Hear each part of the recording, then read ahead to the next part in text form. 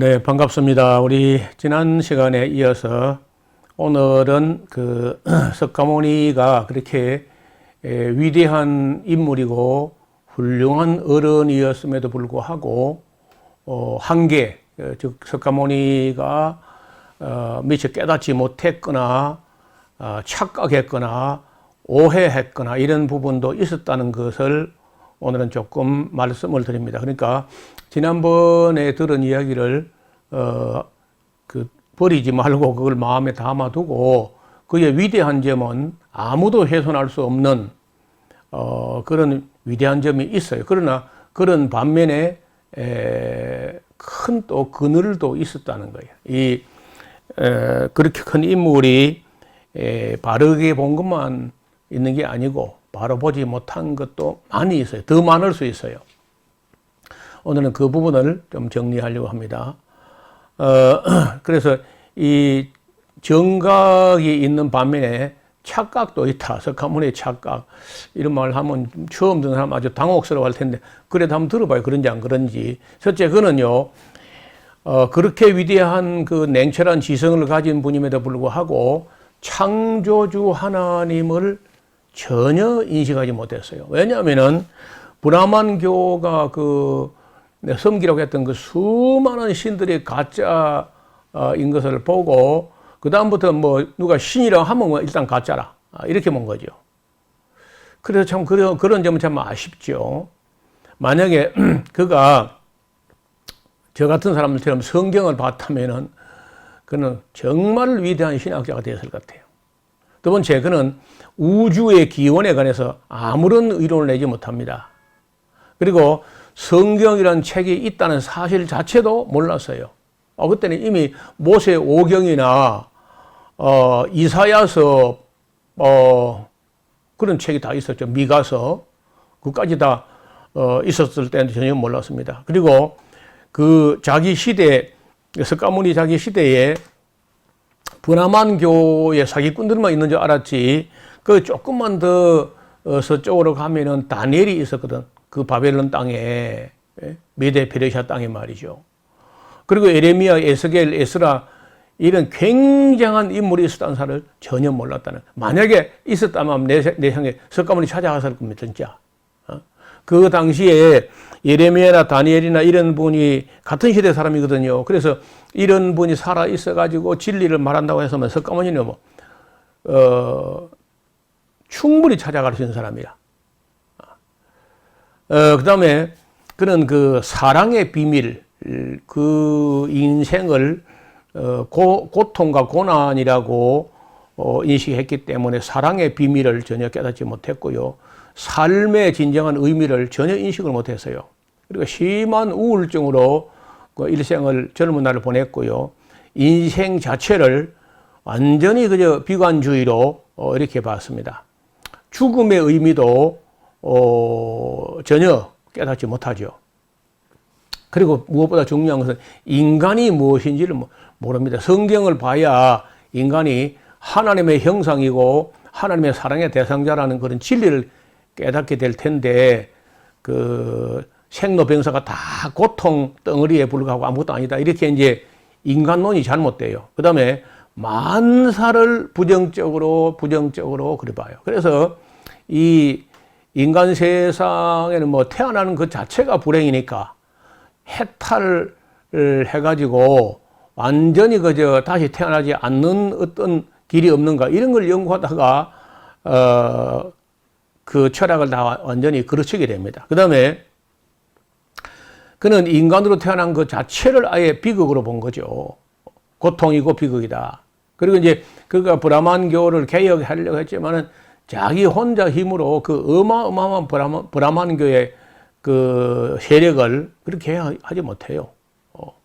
그래서 이제 그 브라만교는 약간의 그 모양을 다듬어 가지고 힌두교라는 모습으로 더 방어하게 돼요. 그리고 힌두교는 지금 그대로 있지 않습니까? 그리고 이제 철학을 하다가 결국 이제 무신론자가 되어버렸고요. 그런데 그렇다고 석가모니가 신이 없다는 논문을 써서 무신론자가 된 건 아닙니다. 다만 그 브라만교가 재물을 많이 챙기려고 많은 신들을 만들어낸 그 신들이 다 가짜고 이렇게 하다 보니까 그저 무신론자가 된 거죠. 그리고 16번째 거는요, 악령, 사탄, 마귀, 귀신들, 이 악령, 악한 영들의 세계 그런 정체에 대해서 전혀 아무것도 알지 못했어요. 그냥 신이라고 하면 다 가짜라고만 생각했지 악한 영이 있다는 사실을 전혀 인식을 못해요. 그가 뭐 많이 금식하고 할 때 수많은 귀신들이 자기를 와서 괴롭히고 했다는 그런 말은 있지만은 악령론 자체가 정리가 안 된 거예요. 하기야 뭐 오늘 신학교를 나와도 목사들 대부분이 악령에 대해서 단 1시간도 강의를 들은 적이 없어서 모르기는 마찬가지야. 그런데 그래도 악령의 실체를 되게 우리 목사들이 인식하거든요. 근데 석가모니 전혀 인식을 못했어요. 그 다음에 그 죄를 지은 이 죄인들이 자기가 지은 죄를 속죄함을 받는 길이 있다는 것 전혀 인식하지 못했고, 사후에 사람이 죽은 그 후에 음부와 낙원이 있다는 것도 전혀 뭐 상상도 못했죠. 그리고 또 한 번 죽는 것은 정한 것이지만 그 후에 심판이 있다는 것도 하나님 앞에 가서 심판받는 사실을 전혀 몰랐습니다. 따라서 천국과 지옥이 있다는 것도 몰랐습니다. 그 사람들이 불교가 가끔 뭐 극락이나 지옥이나 이런 이야기 할 때 그걸 실체로 있다고 그 말하는 게 아닙니다. 그 불교 경전 중에 그 법화경, 정식 명칭은 묘법 연화경이라는 경전이 있어요. 거기 쭉 나가다 보면은 방편을 다루는 방편이라는 방편품, 한 장을 어떤 품, 이렇게 방편품을 다룰 때 보면은 꼭 극락이 서쪽으로 인도로부터 서쪽으로 10억 8천만 리를 가면 극락이 있다, 서방 정토가 있다 이러는데 실제로 극락이 있다는 게 아니라 인간들이 하도 욕심을 가지고 집착을 하고 집념을 가지고 죄를 자꾸 지니까 제발 그 아무것도 아닌 그 자꾸 변하고 흩어지고 하는 그런 무가치한 것 때문에 집념 때문에 자꾸 업보를 쌓지 말고 좀 욕심을 좀 내리고 죄 좀 덜 짓게 하려고 꾸며낸 이야기를 방편이라 그래요. 우리가 뭐 임시방편 이런 말 쓰잖아요. 그거 불교 용어입니다. 방편. 방편은 실체가 없는 거예요. 실체는 없지만은 교훈을 위해서 꾸며낸 이야기를 방편이라 그럽니다. 우리가 뭐 아이가 울면은 그 창문을 둥둥 두드리면서 호랑이 온다. 호랑이 오는 거 아니잖아요. 그래서 애를 달래려고 하는 방편이야, 그게. 그런 것처럼 불교가 말하는 극락설 혹은 뭐 지옥설 이건 전부 다 실체가 있다는 사실을 말하는 게 아니고 사람들 하여금 제발 죄 좀 덜 짓게 하기 위해서 꾸며낸 이야기를 방편이라는 겁니다. 그래서 그 불교를 시작한 사람들이 제대로 공부해가지고 정말 누군가 정직하게 깨달아가지고 법화경, 묘법, 연화경의 방편품까지 공부를 하고 나면은 그럼 뭐 극락설, 또 지옥설 이게 윤회 전생설 이게 다 그러면 실제 그렇다는 게 아니고 꾸며내가지고 우리를 죄 못 짓게 하려고 달래고 속이는 그런 방편이네. 그래, 방편이다. 그러면요, 공부하던 스님들이요, 그럼 말짱 우리가 거짓말을, 방편을 마치 사실처럼 우리가 배워왔잖아. 그래, 그렇다. 하는 걸 인식하면요, 허탈에 빠지면서 도로아미 타불이다. 하면서 자유해버립니다. 그렇게 자유해버린 사람은요, 술도 먹고 고기도 먹고 여자도 만나고 그 자유해버려, 그냥. 그렇게 자유해버린 사람이 몇 사람 안 돼. 우리나라 불교에서 몇 사람 안 되는 거야. 내가 볼 때는 원효 정도, 여섭공주를 만나가지고, 설총을 낳았잖아요. 그 여자도 이렇게 만나는 거죠. 그리고 이제, 이청담, 청담 사람은 우리 진주 사람인데, 청담이 지난번에 말씀드린 다련 스님이라고 하는 그 똑똑한 통역 비서하고 이렇게 하는 가운데 불교가 가짜인 걸 진작 알았고 기독교에 뭐가 있다 해가지고 그 나중에 제가 시간 나면은 이야기할 텐데 그 정담이요. 불교 조계종 그 탈퇴 성명서를 내고 남은 여생은 다른 종교의 젊은이들과 보내겠다. 그렇게 한 후에 그가 사실 맞아 죽었거든요. 그 얘기는 또 몇 시간을 해야 돼요. 제가 그 녹음한 그 다련 스님과의 대화라는 거기에 다련 스님 입에서 그 얘기가 나와요. 자기가 잘 그 이청담이 어떻게 죽었는지 그거를 찾아서 15년을 헤매고 다니는데 알고 보니까 맞아 죽은 거예요. 그래서 우리가 천국 가면요, 이청담을 만날지 몰라요. 여러분 아시는 대로 서울에 가면 청담동이 있죠. 청담동. 그러니까 이 청담 정도가 불교가 하는 모든 것은 다 꾸며낸 방편이고 아무것도 아니다 하는 것 깨달았고 이성철이가 깨닫습니다. 그러니까 저는 볼 때 원효, 청담, 그러면 이성철 이런 정도 몇몇 사람이 불교가 다 꾸며낸 이야기고 그래서 이제 그 이성철이가 그 기자들 찾아 이 스님들 이게 아무것도 안 다 거짓말이야, 다 거짓말이야. 이런 게 진실을 한 말이에요, 그게. 근데 그걸 안 믿습니다. 뭐 그렇게 진실을 말해줘도 안 믿는 거예요. 어떻든 이 사람 그렇게 유명한 그 석가모니도 깨닫지 못해. 속죄의 길이 있다는 거 모르고 음부낙원도 모르고 최후의 심판도 모르고 천국 지옥이 몰라요. 천사들이 있다는 것도 석가모니는 생각도 못했을 겁니다. 그리고 구세주가 자기 이후에 한 500년 지나면 이 세상에 진짜 구세주가 오신다. 예수님이 오실 것을 전혀 그는 뭐 예언도 안 했고 내다보도 못했습니다. 그 다음에 역사 종말 이 역사가 어떻게 시작되었으며 어떻게 진행되다가 어떻게 종말이 오는지 그런데 전혀 인식이 안 되어 있습니다. 그리고 자기 제자들이 오늘날 이 이상한 종교화된 이 불교를 만들 거 전혀 몰랐어요. 알았으면 질겁을 했을 것 같아요.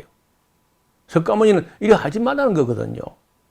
불상을 만들어 세우지도 말고 거기 절하지도 말고 하지 말라는 겁니다. 석가모니가 볼 때는 그 다 가짜니까 깨달으라. 너희도 깨달아.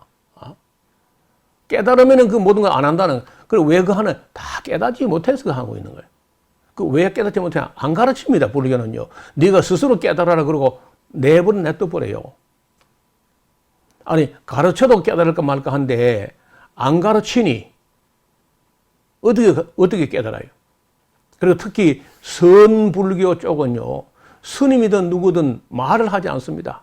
물론 글도 쓰지 않습니다. 말도 하지 않고 글도 쓰지 않고 그냥 마음에 아무 동요 없이 그냥 그렇게 해서 니르바나, 열반